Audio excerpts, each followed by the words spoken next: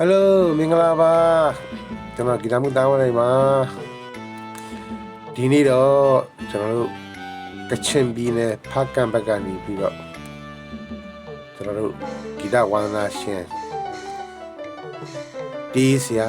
ကိုတီးစာအောင်ရဲ့ချင်းလေးတစ်ပုဒ်ဖန်တီးနေတာဖြစ်ပါတယ်အချင်းလေးနာမည်ကငယ်ဘောလို့ရပါတယ်ချင်းတကလေးချင်းတကလေးငယ်ဘောဆိုတဲ့ချင်းလေးကိုကျွန်တော်ဒီနေ့ဖန်တီးပြပါပြီအဲ့တော့ဒီလုံးလေးကိုညီလေးသဘောဖြစ်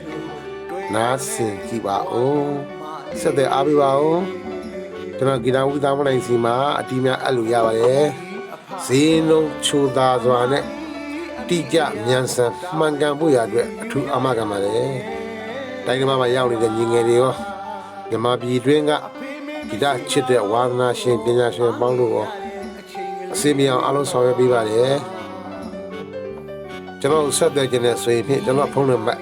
39943565938938ဒီဖုန်းတစ်လုံးလားသုံးပါတယ် Telegram TikTok Viber Facebook ဟုတ်ကဲ့အားလုံးဆက်တဲ့အားပေးပါဦးတီဆိုကျွန်တော်ကိုတီစာအောင်ရဲ့ချင်းလေးတစ်ပုဒ်ဒီလုံးလေးအမီလေးနားဆင်ကြည့်ပါအားလုံးမင်္ဂလာပါ